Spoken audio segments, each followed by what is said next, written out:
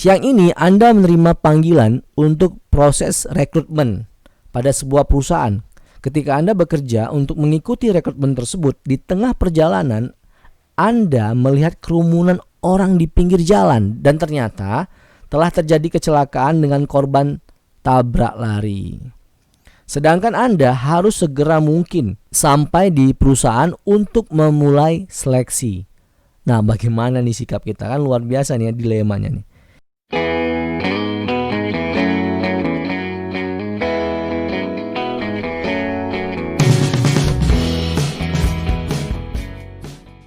Jika teman-teman suka dengan video ini, bantu kami untuk membangun channel ini dengan cara like, share, comment, and subscribe. Dan jangan lupa aktifin juga tanda loncengnya, supaya teman-teman selalu mendapat notifikasi video terbaru dari channel ini.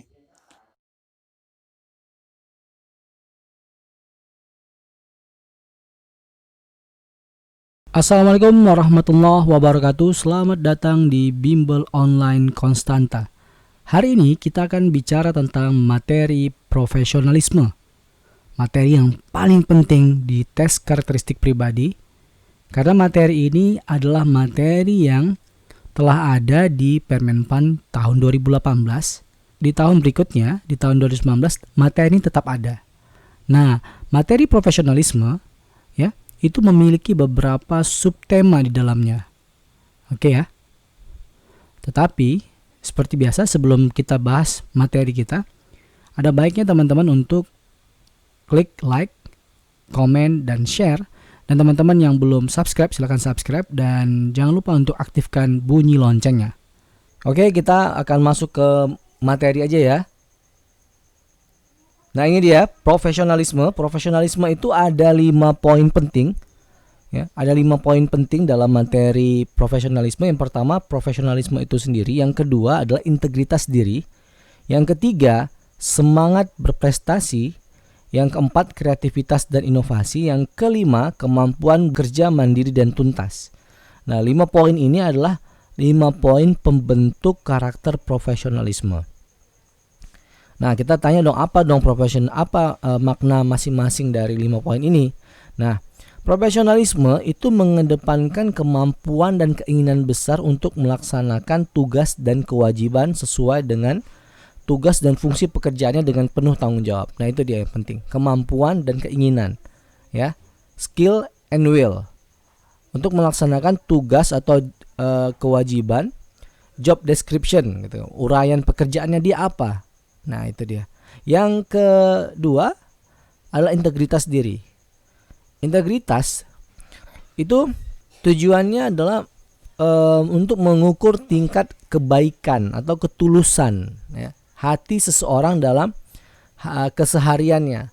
Seseorang yang baik dan tulus hatinya berani mengatakan benar itu benar, salah itu salah. Nah, itu dia menempatkan sesuai dengan porsinya. Jadi dia nggak takut dengan resiko apapun yang menimpa dia pada saat dia mengatakan bahwa benar itu benar dan salah itu salah. Nah, itu yang dimaksud dengan integritas.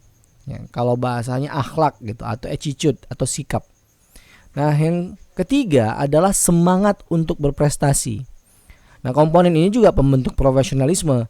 Tes semangat berprestasi bertujuan untuk mengukur tingkat motivasi atau kekuatan tekad seseorang untuk melakukan tugasnya dengan baik untuk mencapai cita-citanya atau meraih capaian-capaiannya yang signifikan dan penting. Ya, tidak setiap karyawan ataupun pegawai memiliki karakter seperti ini. Nah, sebagian dari mereka cuma bekerja sesuai standar atau malah di bawah standar. Nah, kalau ini pegawai ini memiliki karakter yang biasanya ingin sekali meraih kesuksesan karir yang sangat gemilang. Berikutnya adalah kreativitas dan inovasi. Tes kreativitas tujuannya adalah mengukur seberapa tinggi Anda memiliki daya cipta untuk membuat sesuatu yang baru. Nah, kata kunci dari kreativitas dan inovasi adalah membuat sesuatu yang baru. Sesuatu yang baru itu bisa berupa fisik, cara, sistem, metode, atau apa aja. Nah, tes inisiatif ya, inovasi tadi bertujuan untuk mengukur tingkat kedewasaan dalam mencetuskan ide-ide tertentu yang berguna bagi organisasinya, bagi kantornya, bagi instansinya. Nah, inisiatif ini erat kaitannya dengan kreativitas kerja. Namun keduanya memiliki perbedaan. Inisiatif itu idenya, sedangkan kreativitas adalah pelaksanaan atau penerapan dari ide tersebut. Nah, yang terakhir, yang kelima adalah kemampuan bekerja mandiri dan tuntas. Ini juga penting dalam komponen pembentuk profesionalisme.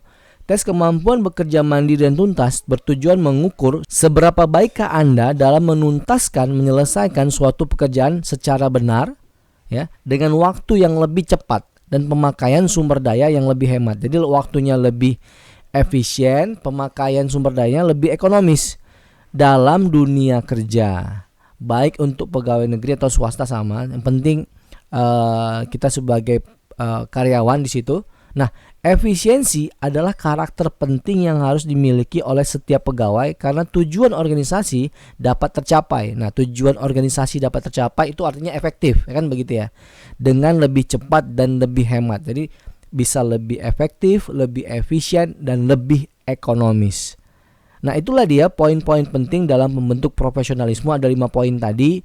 Nah, 5 poin tadi ini yang akan diterapkan dengan metode HOTS, Higher Order Thinking Skill, diterapkan dalam soal-soal. Nah, kita harus paham nih 5 poin tadi. Kan nggak mungkin kita bisa menganalisa tetapi kita tidak mengetahui definisi dari 5 poin tersebut. Oke, kita coba masuk dalam contoh soal integritas diri. Nah, dalam contoh soal Anda dimisalkan sebagai seorang PNS melalui jalur CPNS resmi suatu instansi yang dikepalai oleh kerabat Anda. Belakangan diketahui bahwa ternyata Anda tidak lulus dan orang tua Anda menggunakan jalur belakang untuk meluluskan Anda. Nah, orang tua ini menggunakan jalur yang ilegal, ya kan? Nah, padahal selama ini Anda selalu aktif memerangi korupsi, kolusi, nepotisme KKN di perusahaan atau di kementerian Anda bekerja. Sikap Anda apa? Nah, yang pertama nih pilihannya A, menyesali perbuatan dengan bersedekah, ya, membantu korban bencana dan aktif di organisasi kemanusiaan. Cukup nggak kira-kira menyesali perbuatan? Oke, kita simpan dulu ya. Yang kedua, yang B, menasihati orang tua dan melaporkan pada pihak berwenang. Wah, ini berani banget ya, nasihatin orang tua, habis itu melaporkan kepada pihak berwenang.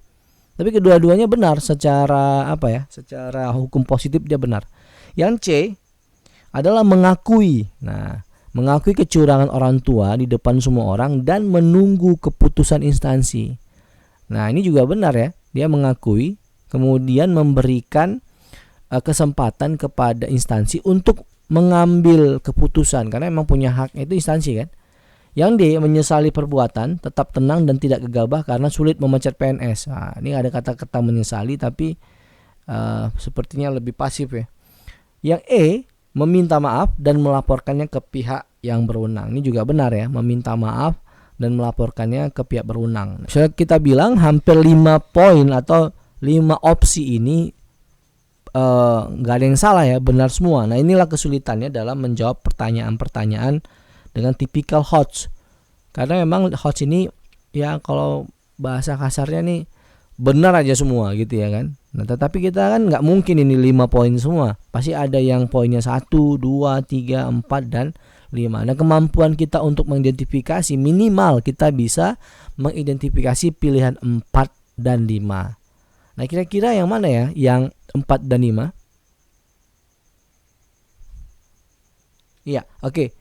Yang memiliki poin paling penting adalah dalam penerapan integritas diri, yang paling penting adalah kita menerapkan kondak atau panduan atau pedoman atau hukum positif yang ada di situ.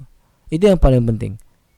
Ya, karena kita bicara soal attitude kan, soal sikap atau akhlak. Nah, atau kepatuhan terhadap peraturan dan perundang-undangan. Nah, ini dia kalau dari poin-poin yang ada, maka ya ini harus dilaporin ke pihak berwenang kan. Pihak berwenang. Nah, ini kemudian keputusan instansi. Ya kan? Nah, ini yang paling penting nih, B sama C. Yang A, D sama E ada lagi enggak? Iya, betul lagi. Yang satu lagi yang E. Jadi A dan D ini nggak akan mungkin masuk ke dalam pilihan 4 dan 5, ya kan? Karena di sini nggak ada nih kalimat-kalimat yang berkaitan dengan kepatuhan kita terhadap hukum positif. Nah, jadi jangan pernah pilih nih. Nah, dari 3 pilihan B, C, dan E, kira-kira yang mana ya yang 4, 5 ya? Nah, kita coba perhatikan nih, menasihati orang tua, ya kan? Luar biasa nih. Melaporkan pada pihak yang berwenang. Yang ketiga, yang C, mengakui kecurangan dan menunggu keputusan instansi. E, meminta maaf dan melaporkan ke pihak berwenang. Iya, jadi dalam konteks integritas diri, ya. Dalam konteks ini kita juga, karena kita sebagai karyawan, ingat ya, tadi kita kan karyawan ya, bukan pengambil keputusan, ya kan? Maka yang paling penting yang kita lakukan adalah menunggu keputusan instansi. Kan kita sudah lapor sini. Kan lapor kita mengakui kecurangan kan berarti melapor ya. Di depan semua orang, jadi orang tahu. Habis itu kita menunggu keputusan instansi. Karena bukan kita yang pengambil keputusan, kita kan cuma karyawan. Nah, inilah poin yang paling tinggi dari ketiga pilihan tersebut. Ya. Nah, coba kita lihat penjelasannya. Indikator tidak mudah terpecah antara prinsip, sikap, dan perbuatan. Nah, itu adalah kekuatan dari integritas diri ya. Prinsip, sikap, perbuatan, dan komitmen. Nah, orang tua kan telah melakukan kecurangan nih. Maka opsi jawaban yang paling tepat adalah mengakui kecurangan tersebut, kemudian menunggu, ya kan, keputusan selanjutnya. Menunjukkan bahwa Anda adalah orang yang bertanggung jawab dan punya prinsip. Nah, maka pilihan jawabannya adalah C, kemudian B, E, D, dan A. Dapat ya poinnya ya? Oke, kita masuk ke contoh soal yang berikutnya.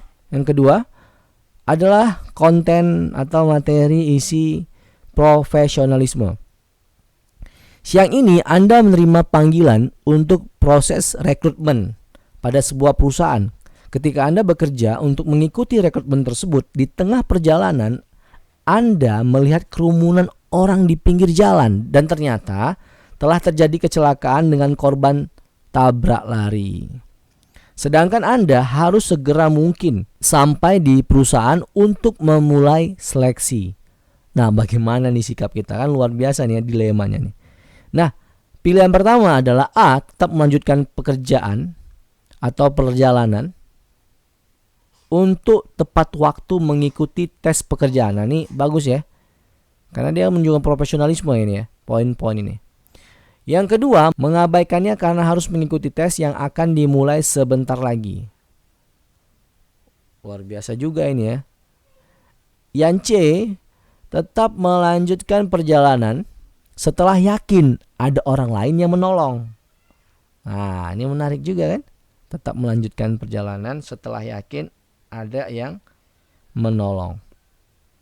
D, menolongnya kemudian membawanya ke rumah sakit atau kantor polisi.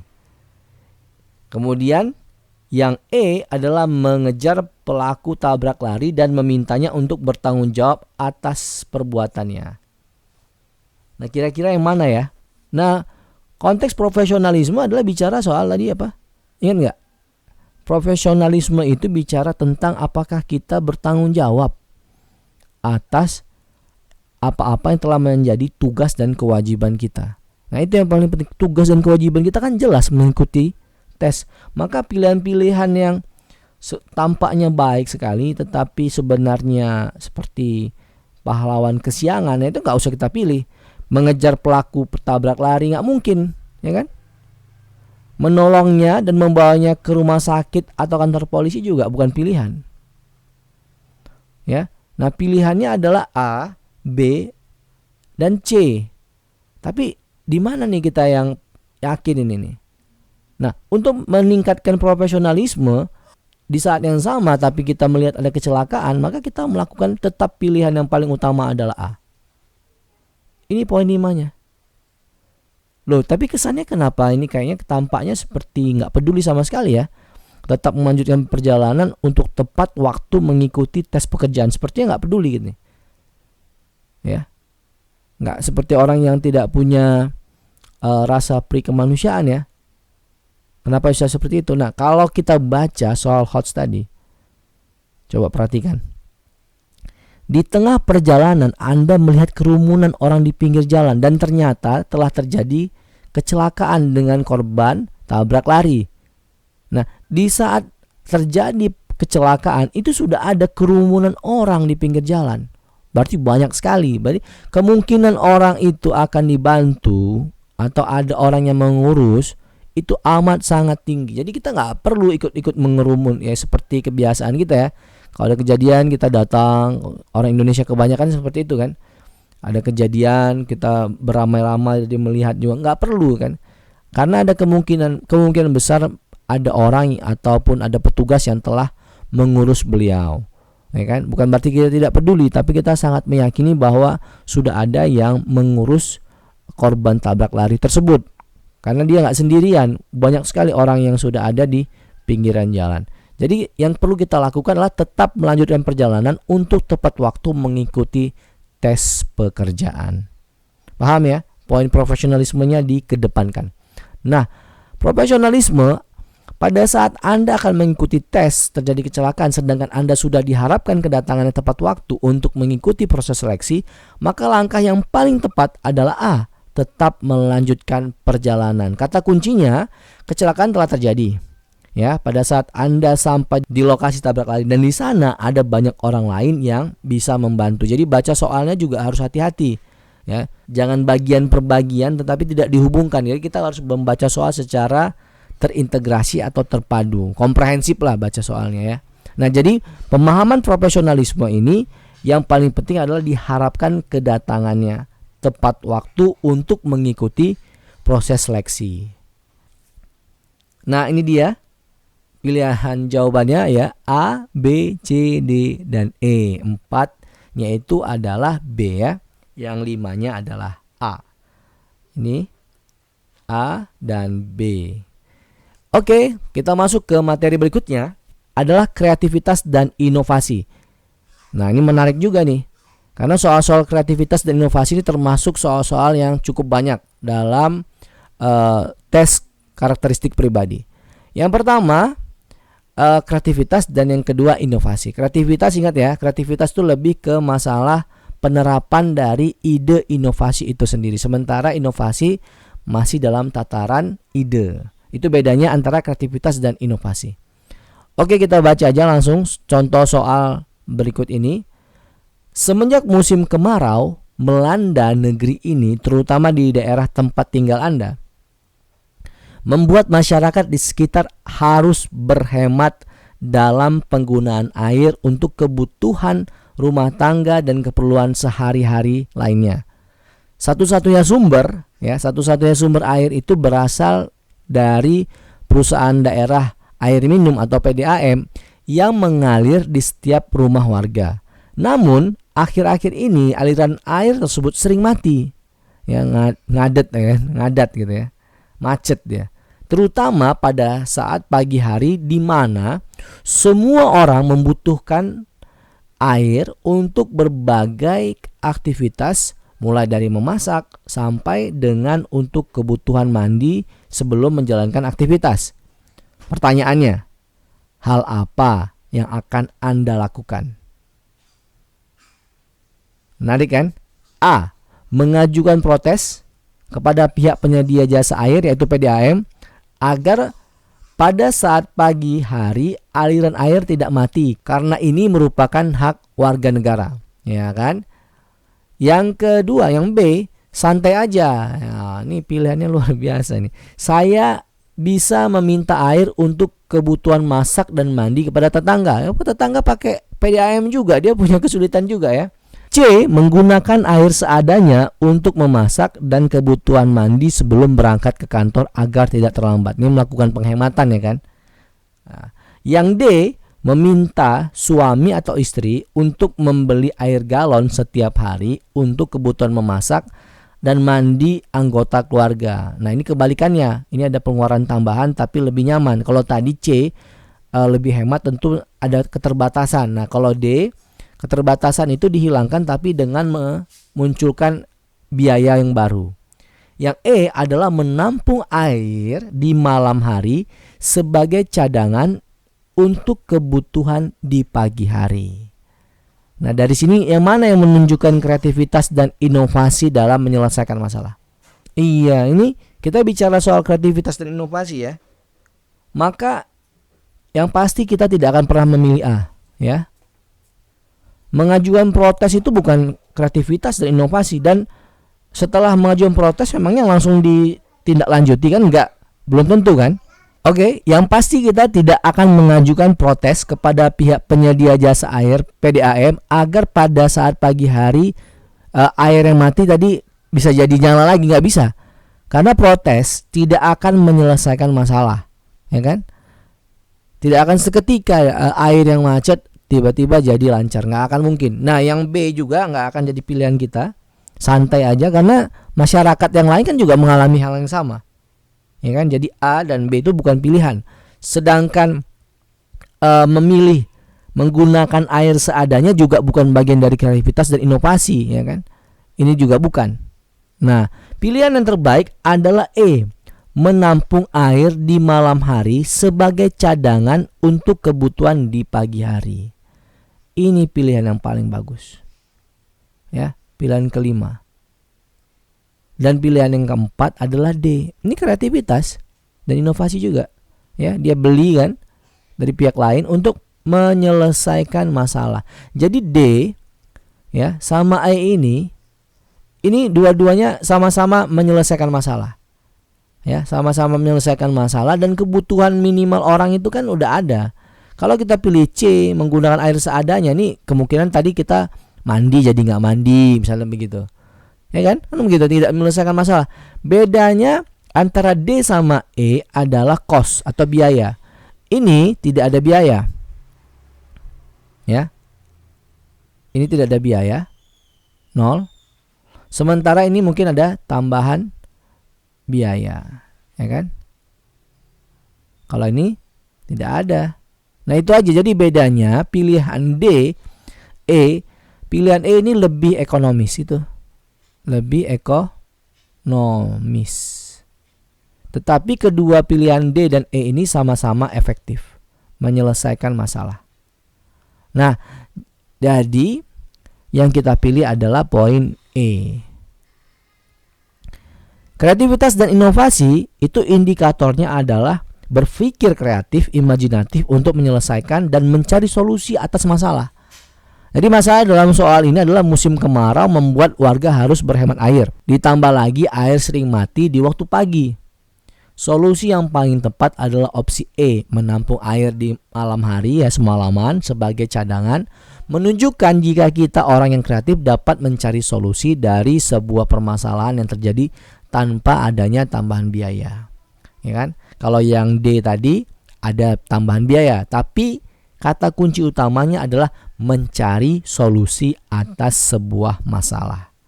Maka pilihannya adalah E dan D. Kemudian urutannya adalah A, C, dan B. Nah, itu ya teman-teman semuanya. Saya rasa cukup sekian dulu penerapan dari materi profesionalisme saat ini.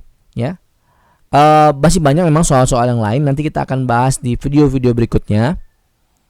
Mudah-mudahan kita bisa memahami materi-materi ini dan penerapannya dalam metode HOTS di soal-soal.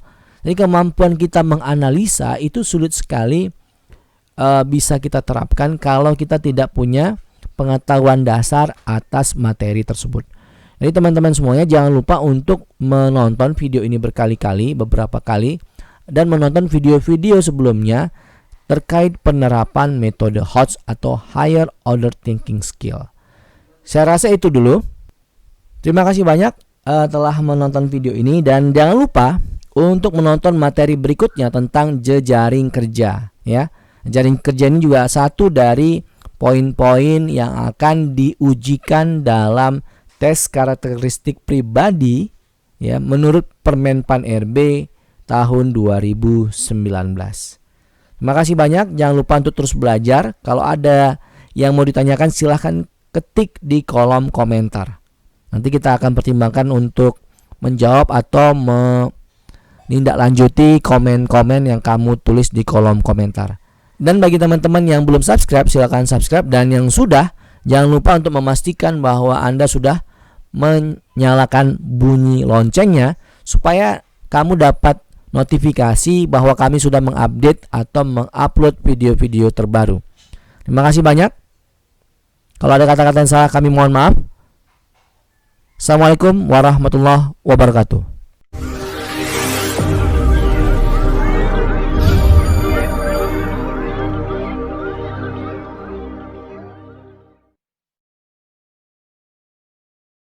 Jangan lupa tonton video kami yang lain ya.